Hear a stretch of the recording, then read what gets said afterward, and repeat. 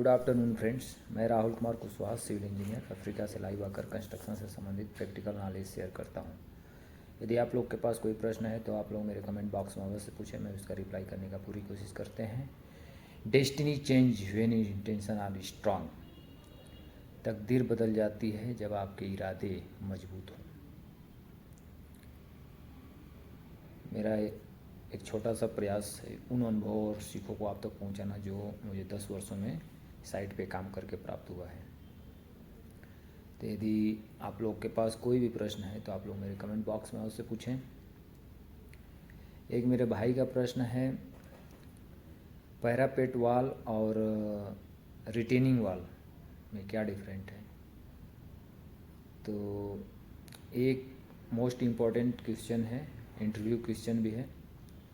ये अक्सर इंटरव्यू में पूछे जाते हैं, चाहे सुपरवाइज़र का इंटरव्यू हो, इंजीनियर का हो। ये कॉमन प्रश्न है जो इंटरव्यू में सुपरवाइज़र, फोरमैन, इंजीनियर को आना ही चाहिए।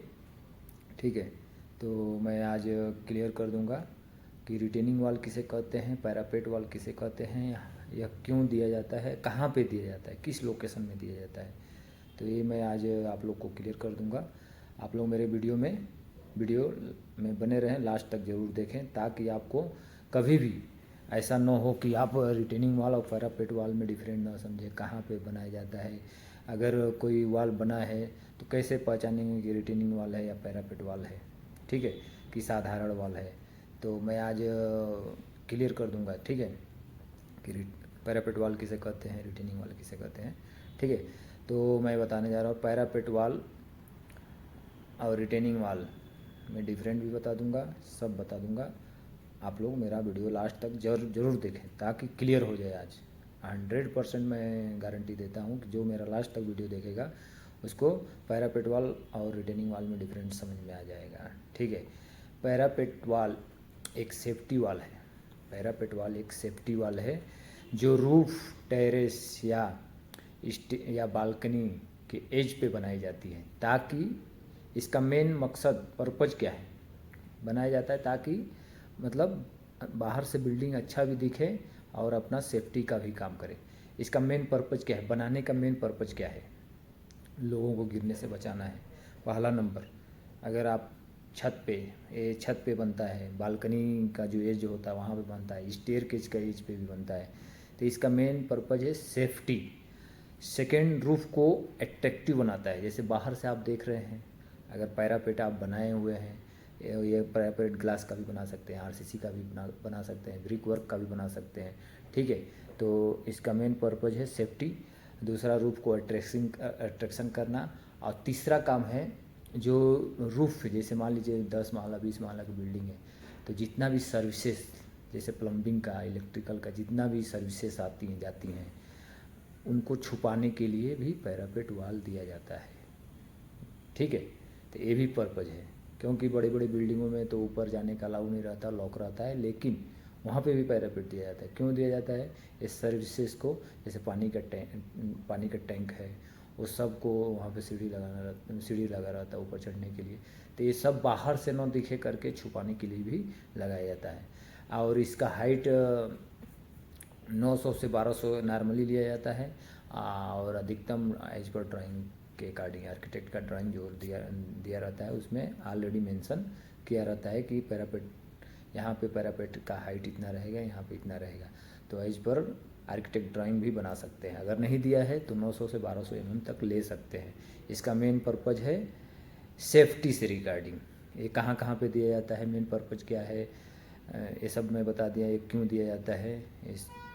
ठीक है, बिल्डिंग को अट्रैक्टिव करने के लिए, और ये भी बता दिया कि सेफ्टी पर्पज़ के लिए बनाया जाता है। ठीक है, अभी ये पैरापेट वाल हो गया। अभी मैं आपको आगे रिटेनिंग वाल बताने जा रहा हूँ। रिटेनिंग वाल क्यों दिया जाता है, कहाँ दिया जाता है। रिटेनिंग वाल एक वाल है जो एक साइड की मिट्टी को सपोर्ट करती है और उसके प्रेशर को फाउंडेशन तक ले जाके सेफली ट्रांसफ़र कर देती है। ठीक है, तो रिटेनिंग वाल भी आपको समझ में आ जाना चाहिए कि रिटेनिंग वाल एक स्ट्रक्चर वाल होती है जो एक तरफ की मिट्टी को और उसके प्रेशर को सेफली फाउंडेशन तक ट्रांसफ़र कर देती है, ये सिंपल भाषा में। उसका ये कहाँ पे दी जाती है? जहाँ पे ज़मीन का लेवल अप एंड डाउन हो, जैसे एक तरफ खूब ऊंचा है, एक तरफ नीचे, जैसे एक तरफ 0 लेवल है, दूसरे तरफ अगर जाएंगे वहीं पे तो 1200-1500 हाइट में मिट्टी है, तो वहाँ पे रिटेनिंग वॉल दिया जाता है, ताकि बाहर पीछे की मिट्टी का प्रेशर, अगर नॉर्मल वॉल दे देंगे तो उसका प्रेशर से वॉल गिर जाएगा, तो इसके लिए वहाँ पे रिटेनिंग वॉल दिया जाता है। ये अधिकतर रोड में भी दिया जाता है, जहाँ पे रोड का पुलिया बनता है वहाँ पे रिटेनिंग वॉल दिया जाता है, ठीक है। तो उसका मीन्स क्या है? सॉइल को रिटेन करना पहला। सेकंड, लैंडस्लाइड, जो अपना एक साइड जो मिट्टी का हाइट ज़्यादा रहता है, दूसरे साइड कम रहता है, तो बारिश वगैरह आता है तो लैंडस्लाइड होता है, मतलब गिरता है, अपना जो मिट्टी है वो गिरता है, तो उसको न गिरने से बचाता है, वो गिरे न करके उसको रोक के रखता है, कोलैप्स को रोक के रखता है, ठीक है।